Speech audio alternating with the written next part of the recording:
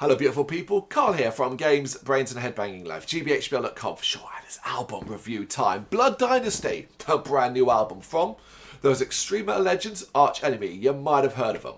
It will be released on March 28th, 2025 via Century Media Records. A band who needs no introduction, right? Arch Enemy have been setting extreme metal trends and delivering scathing intensity for many years now. Yeah, I would argue this, right? They've not had a consistency like they've had in recent times since roughly around the Burning Bridges, Wages of Sin and Anthems of Rebellion kind of time period, 1999 to around 2003. Modern Arch Enemy is so comfortable, so confident and so committed to delivering the best of the riff-focused, heavy anthemic sound that I think modern day and this kind of run of albums they've been on, it's as strong as that era, which also, I think it's a fair summation of this new album. It's Arch Enemy as we all know and love them. That's the thing, it's very much them. There isn't particularly any boundaries being pushed here as far as extreme metal goes, but Arch Enemy's personal experimentation and refinement of certain aspects of their sound is notable. Heck, the second track in this album, Illuminate the Path, is the perfect early showcase of this, as it's one of the more accessible modern Arch Enemy tracks heard in some time. Alyssa, her clean singing on this track is quite something, working so well with the heavy riffs and guttural moments. However, it's a track surrounded by two absolute metal beasts in the form of Dream Stealer and March of the Miscreants. Both tracks are ferocious, but both are equally infectious, just in different ways. The former, it's all about the riffs. The louder thump of the drums, dramatic melodic touches, and the cacophony of voices that rise in the chorus. Headbanging to both is a guarantee, but not exclusive to those tracks either. From tumultuous and choppy rhythms with A Million Suns to frenzied death metal intensity with Don't Look Down to the mellow Presage, which is an intro for the punchy and melodically elaborate title track. This is another stunning example of Arch Enemy's comfortability, joyfully pushing forward a more anthemic style while refusing to compromise on heaviness. It is dark, it is devilish, but it gets stuck in the mind, especially the chorus and that killer guitar solo.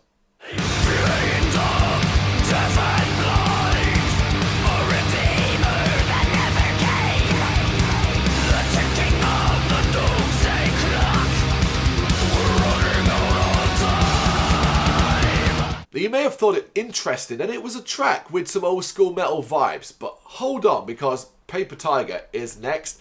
And this is Arch Enemy channeling the likes of Judas Priest in a, I think, delightful way. It's a great example of the band kind of having fun, while also keeping the heavy vibes front and centre. It's headbanging and horn throwing fun, simple as that. Although there's a more serious tone to the following Vivre Libre, though, as Arch Enemy test resolve of long-term listeners, with what is one of the most melodic tracks ever.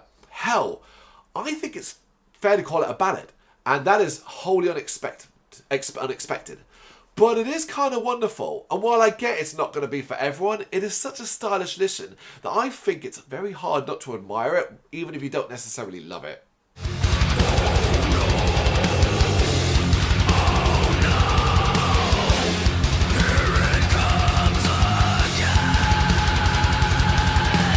The heavy, though, is back with aplomb on the penultimate track, The Pendulum, which can certainly be called a more traditional Arch Enemy track. You should know what that means by now. A raucous riffing, big hook, savage vocals, and a decent amount of flair, leading to a finale that blends vast melodies with straightforward death metal intensity. A track that once gets going has an old school vibe courtesy of the riffs, with the vocals giving it a more modern feel. Combined and with vibrant energy, it's a solid closing track.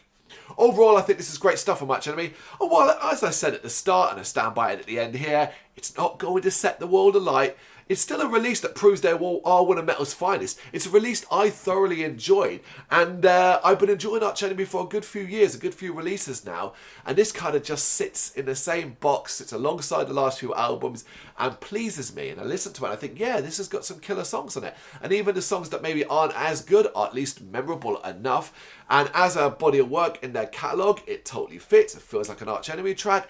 As I say, it's not progressing the extreme scene, but it doesn't have to. It's just a thoroughly enjoyable Arch Enemy album, and I feel like at this stage, that's all I want. It is Blood Dynasty. It is out on March 28th, 2025 by Century Media Records. Thoughts on this one? You know what to do. Let me know in the comments.